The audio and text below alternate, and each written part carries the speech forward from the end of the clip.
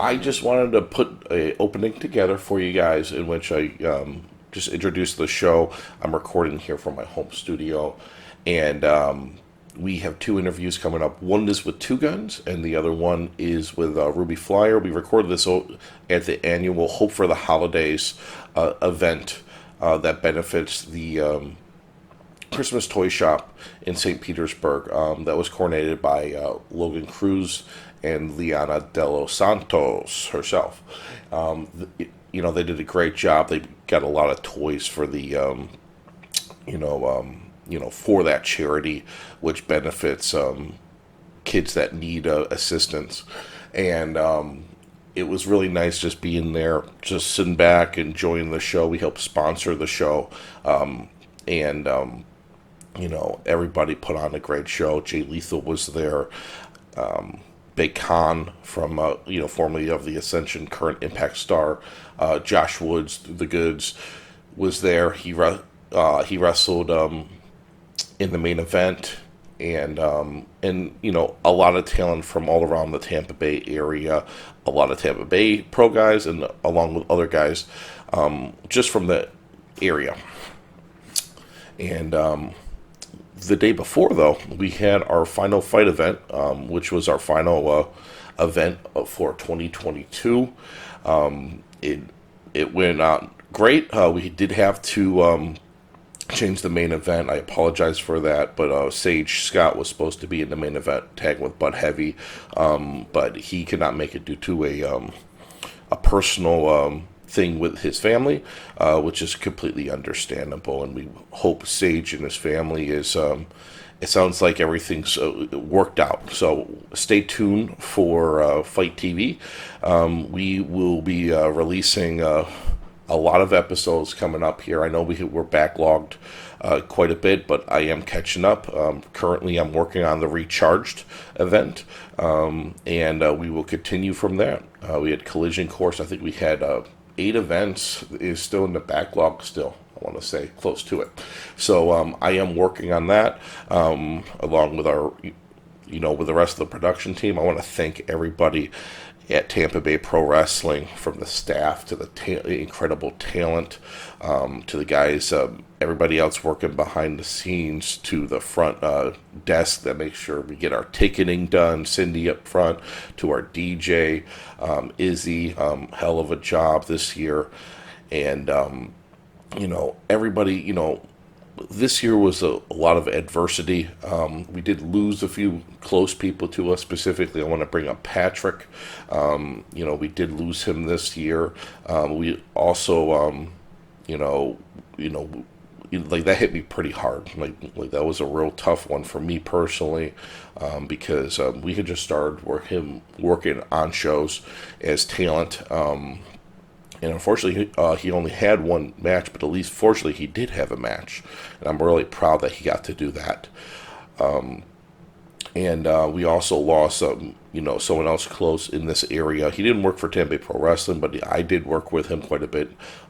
Jason Pierce, also known as D-Lo Jordan. He passed away unexpectedly too of medical-related activity. I'm told of natural causes, I should say. So both of them, it's tragic, but I know those guys are looking down on us and are proud of what we've done in Tampa Bay, and they're proud of everybody else that's working and grinding hard for independent wrestling in the Tampa Bay area. But I just want to wish everybody a happy holiday. We'll try to record more of these I want to thank everybody. I hope everyone has a great holiday. We're going to work on getting some more interviews done in the near future. So keep posted here. Keep posted on, if you download us on Spotify or any of the other podcast apps that we have. Spotify, Apple, iTunes, etc. So, thanks a lot. Enjoy the interviews. Hey, for all your merchandise and collectible needs, check out ShopTampaBayProWrestling.com. We've got merch and more from your favorite superstars. We'll see you there.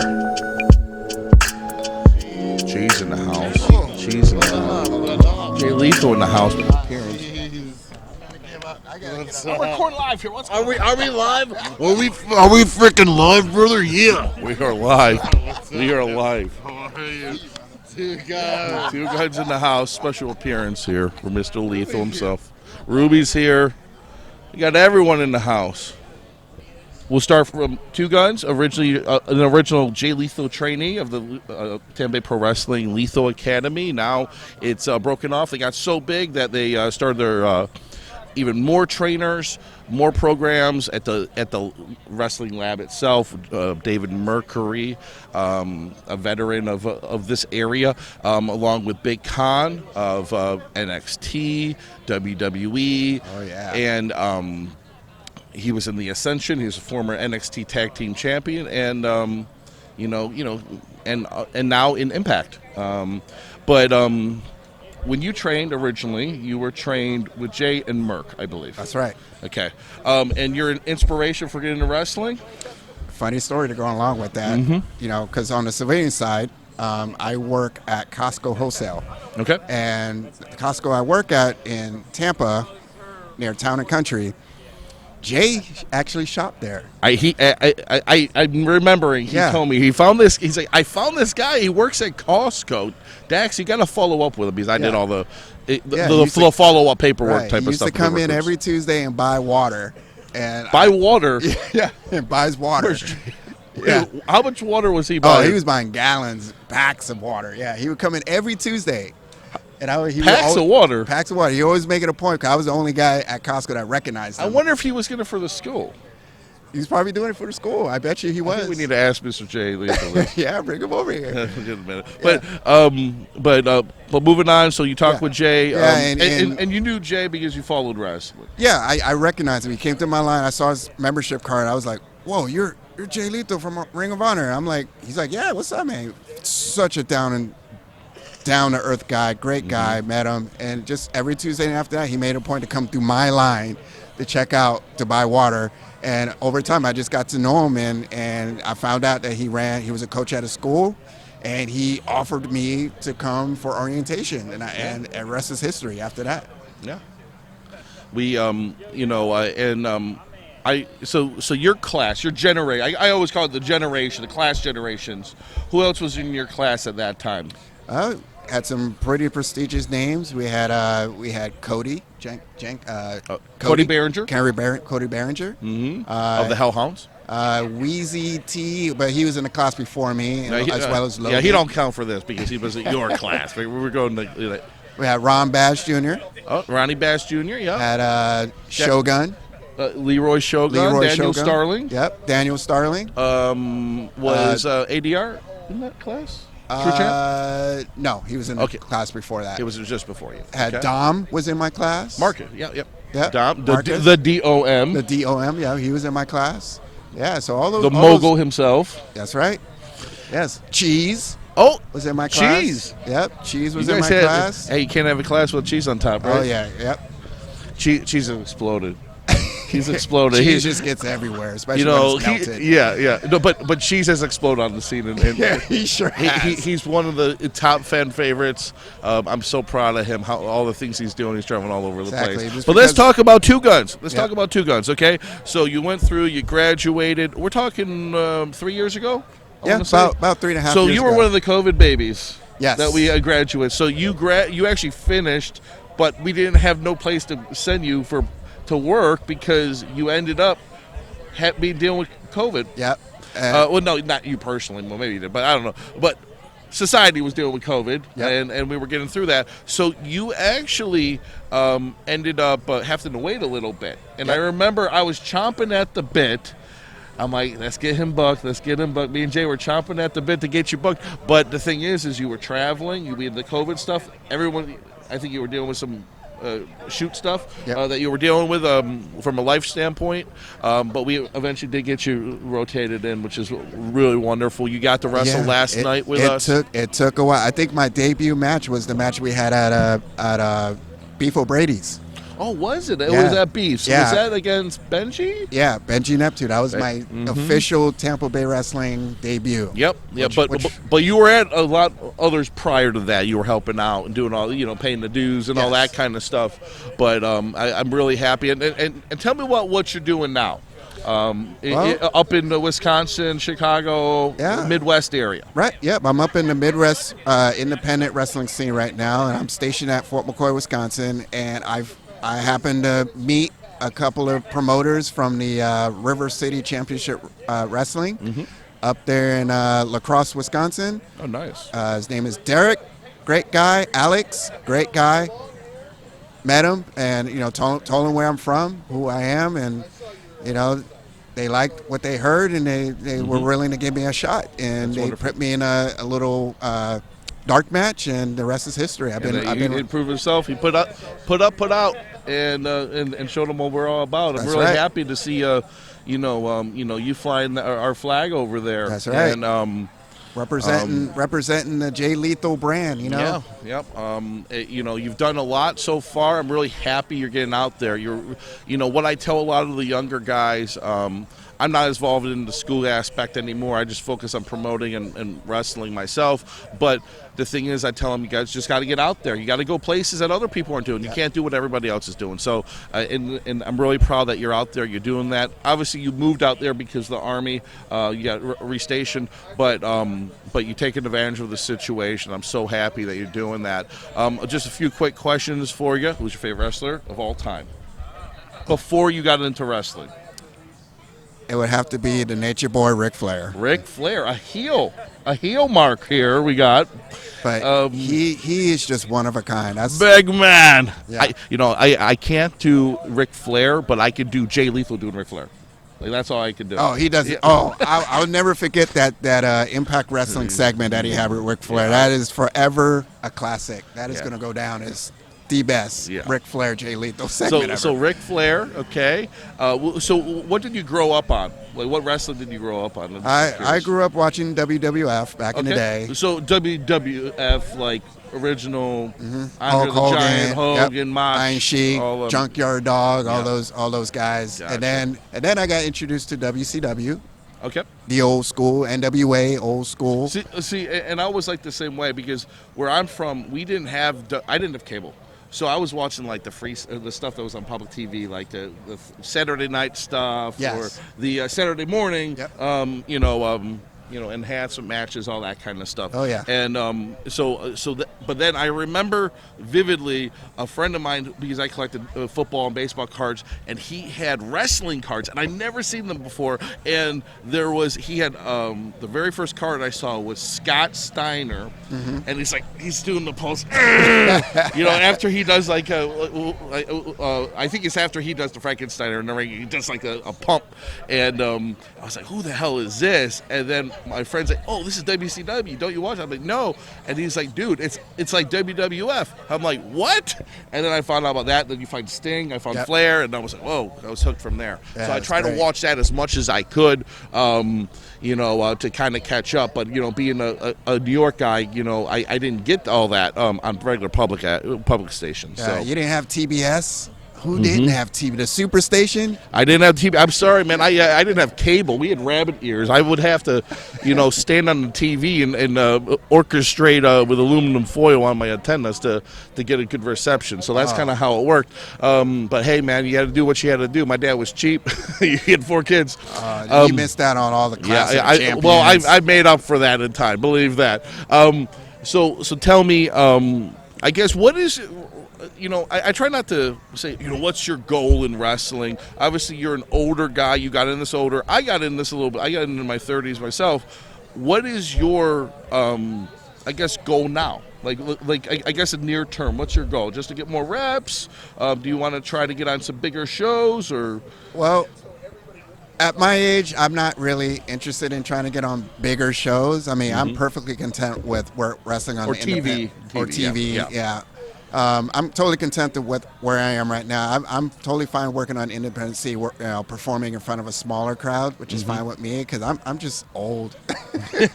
And I just enjoy being around the younger guys and watching them progress and watching them grow. And, that's my bread and butter right there. Just watching them. And that kind of goes back to your military side because you're a Yes. trainer, a teacher Yes. by trade. So Yeah. so you see the value out of that. Yeah, so that's kind of rewarding to a guy like me, just to see these younger guys progress and see them blow up. But you're good. You're a good wrestler too, Guns. You know, I am. You know, and I like getting in there with them. And you're in a hell of a shape. I mean, take some of that to genetics. Take some of that to the Army. But you are in fantastic shape for your age. I'm not going to disclose that. Yeah. But you're older than I am, and I know. But I'm really proud of what you've done in this business. I guess. Greatest strength in wrestling that you have, I guess. What do you bring to the table? What's if you want to get booked by a promotion, what would they be looking that you would make a good fit for them?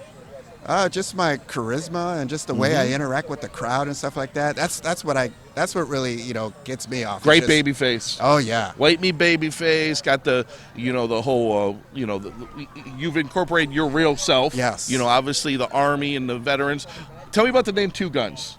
Two Guns. Hey, that's just something that I just kind of brought up and just. It's nothing to do with Mark Wahlberg.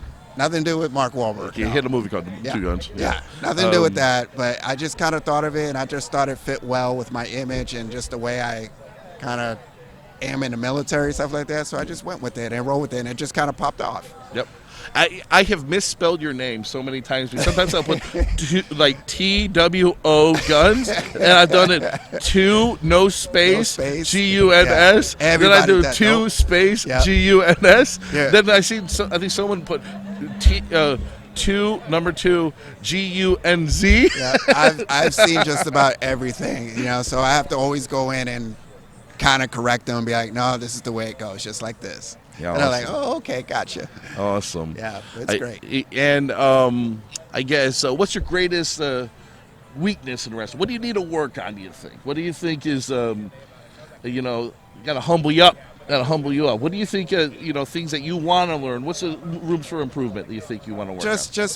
Just like every wrestler out there, and just working on their move sets, working on doing more complicated spots, and just bettering themselves. And that takes a lot of practice. Blood, sweat, and tears in the schoolhouse and stuff like that. Which, unfortunately, at this moment in my You were life, overcooked. Yeah, You were overcooked. We were trying to get you out, get you rocking and rolling. right. But we did. And what's important is if you want to. I'm sorry to interrupt you. We'll let you finish there. But Two Guns brings a lot to the table. Even one thing I notice about wrestlers that get in later, usually they got their shit together, like on a personal level, because they had their lifetime to mature and build up a profession outside of wrestling. But you really love it. Like, you really love the fact that you're wrestling. You really love the fact that you're entertaining, and you're always there to help. You know what I mean? Like, and I almost feel like a grandfather, almost, to these younger guys. Yeah, because I give them advice about life, outside of wrestling and stuff like that. So I feel like, I'm kind of a guidance counselor. I'm guiding them through life. It happens, like Yeah. it really does, because you get guys from all walks of life. Yep. Like, there are friends that I have in wrestling that I would have never saw myself associate with, and some of those are my tightest buds. You know what I mean? Absolutely. And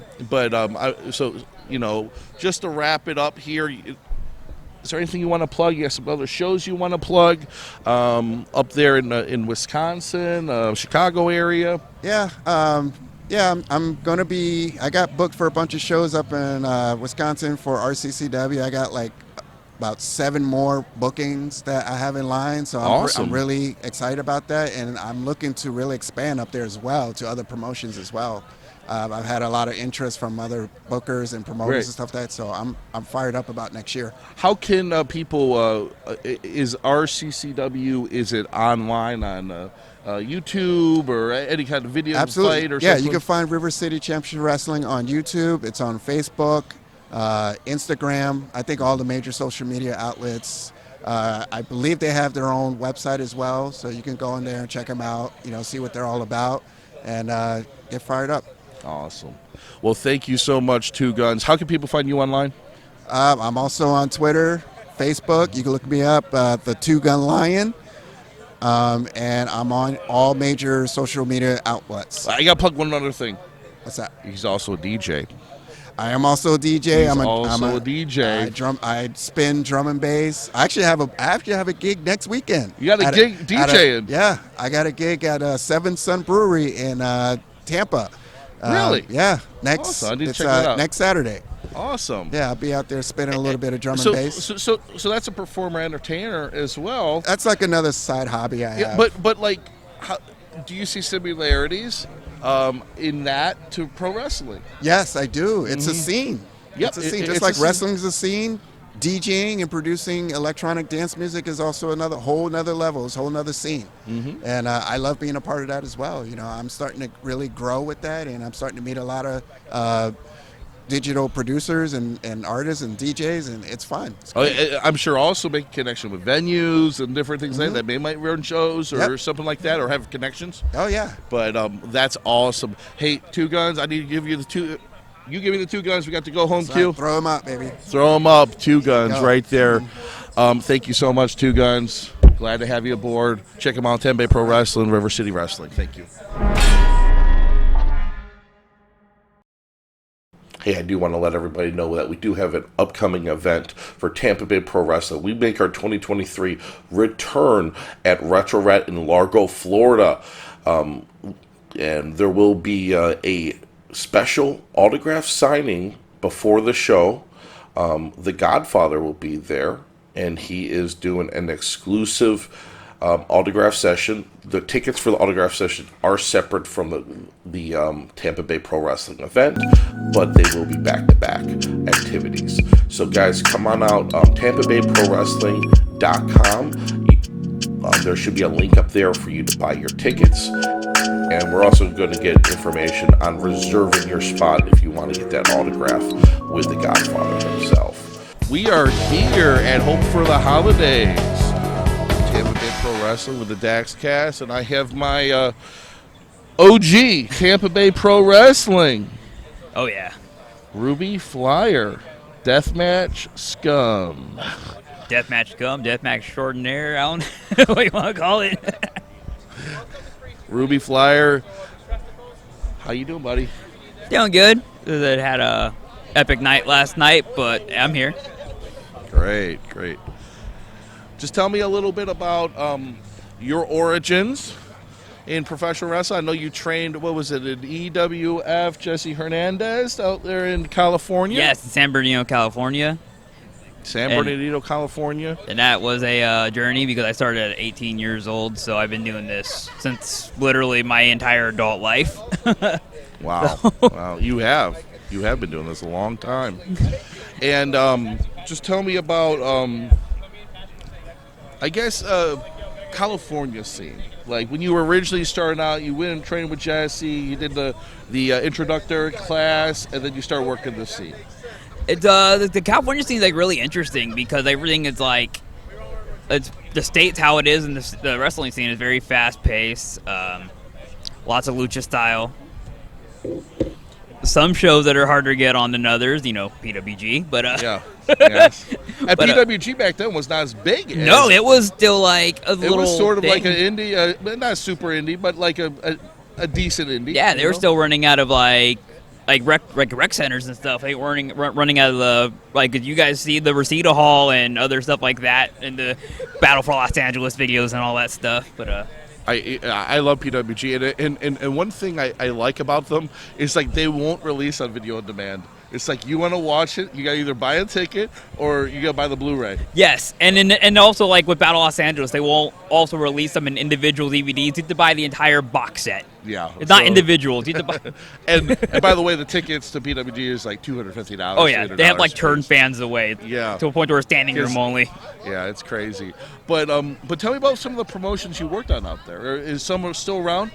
EWF is a little bit. AWS also. It's alternative wrestling show. They're another good one. Alternative. Yeah, they were out of West Covina. Was it like playing Nirvana when they come out?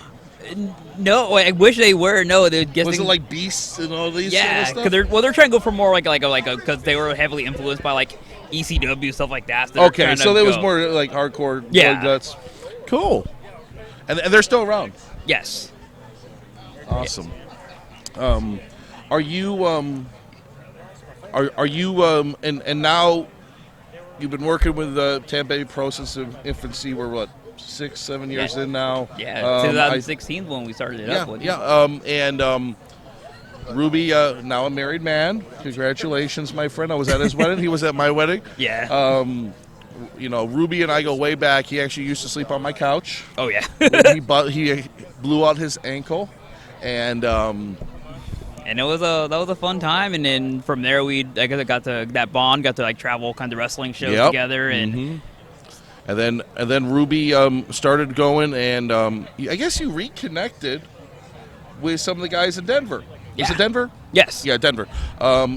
Let's talk about a little about that because originally when we met, Ruby wore a mask. Was your lucha guy? Yeah. And Ruby is not as tall as I am. no, not at all. But he actually uses that to his own advantage. Like I'm pretty sure he's as tall as me, sticking down when I'm standing up.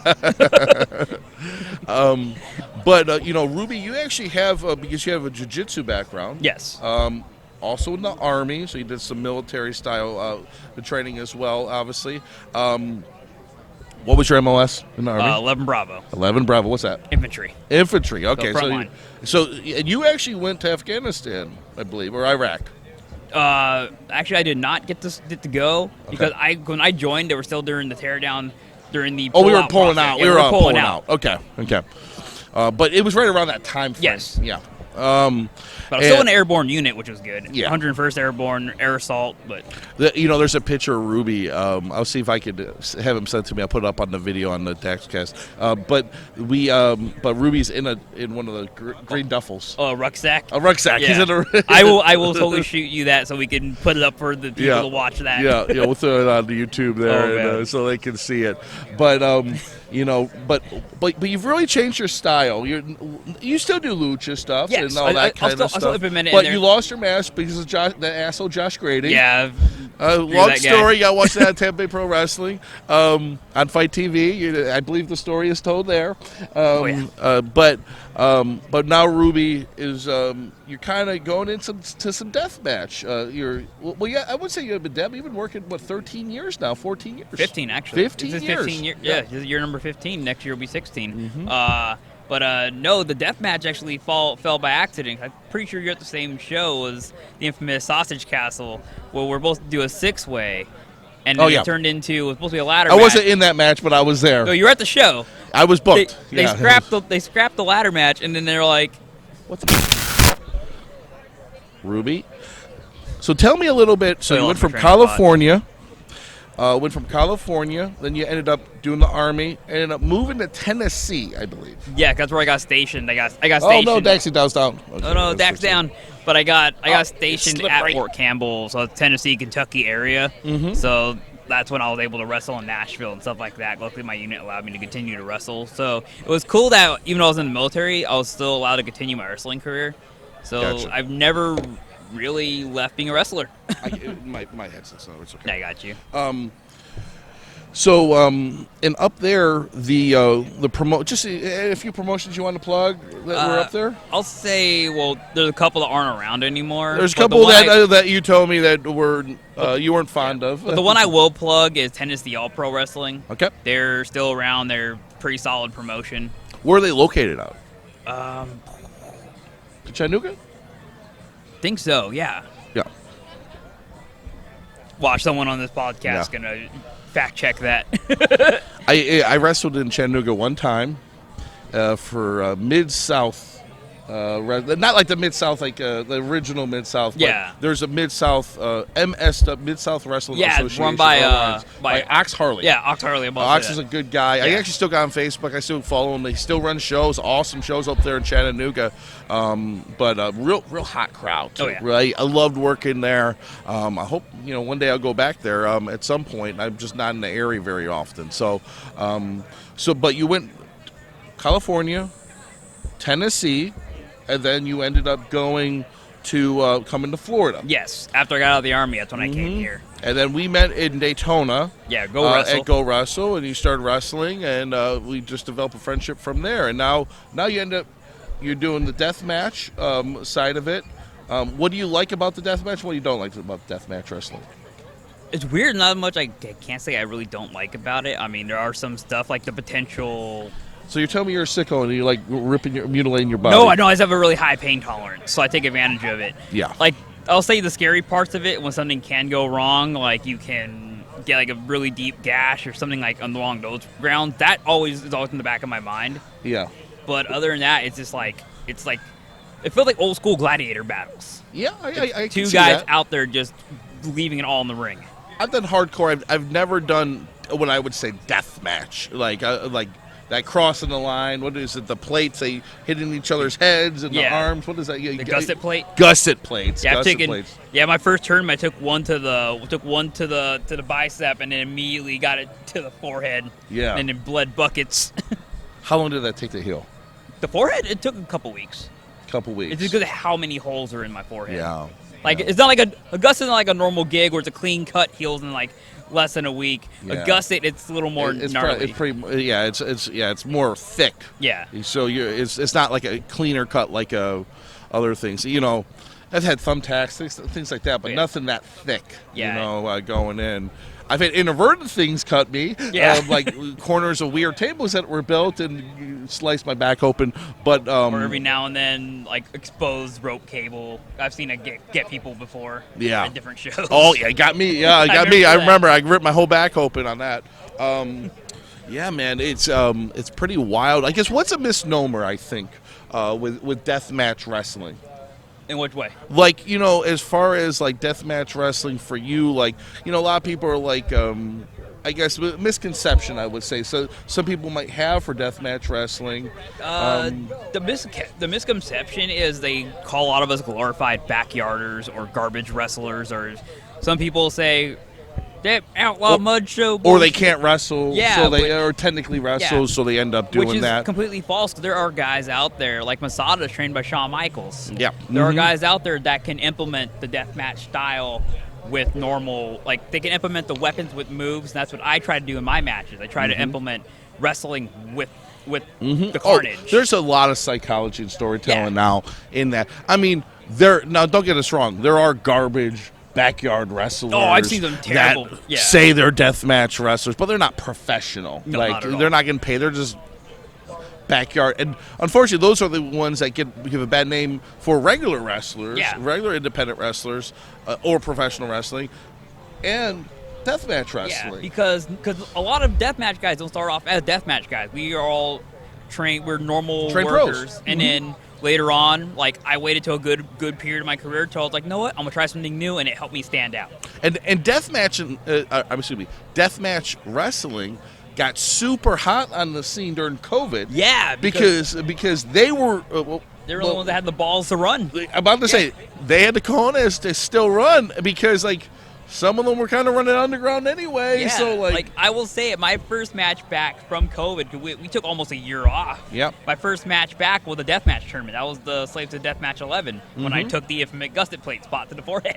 Yeah, I remember. So I guess what's some of your more memorable matches in deathmatch? I will say. 1 second, we'll pause real quick. All right, so we got 5 minutes. We got the go home queue here, but you know, some of your favorite matches that you had. I will say my favorite one of all time was when I worked last year's tournament. I got to work Satujin, who's a big name of the deathmatch scene. Satujin, yes. Yeah, and then he's kind of like this big. He wears like almost like, is he Samoan or? I don't know what he is. If he is, but he kind of has that look. Yeah, he wore like at one point he wore Majin Buu gear from Dragon Ball Z for us nerds. Yeah. But that was a match where again I took a saw to the forehead, and then the finish was a saw. What kind of saw? Like one of the Japanese two-sided. A hacksaw? No, the Japanese saw.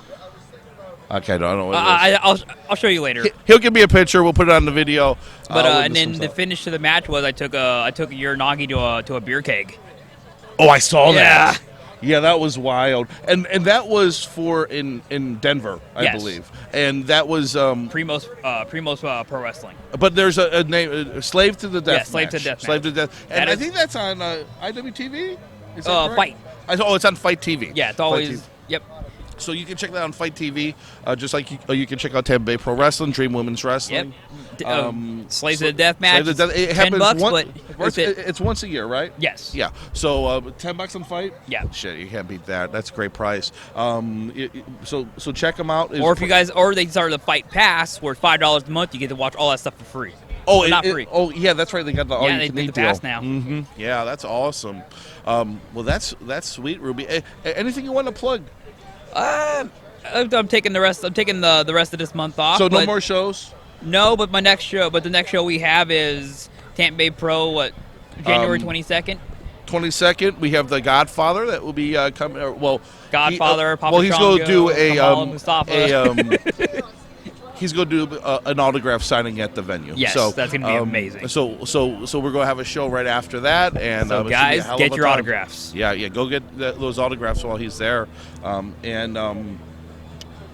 guess you're feeling okay. Yeah, feel good. Got a little banged up last night in the six-pack challenge, but Hey, that's okay. It happens. It's pro wrestling. It happens. Hey, it happens. It comes from the job field. I guess right now your point. You've been wrestling 15 years. I guess what's next? Like what's left that you want to try to pursue, if you haven't done it already, or just kind of One of my big goals is wrestle in Japan. Japan, awesome. Like for freedoms and or Big Japan. Pretty much the people that started the deathmatch scene is Japan. That's where I want to go. Yeah, definitely. Well, Ruby, thank you so much. I appreciate you being on. You're a brother to me. I'm proud to have you now included in the Daxcast. Oh yeah, hell yeah. Thank you so much for Tampa Bay Pro Wrestling. Thanks so much. That's Ruby Flyer. Hey, for all your merchandise and collectible needs, check out ShopTampaBayProWrestling.com. We've got merch and more from your favorite superstars. We'll see you there.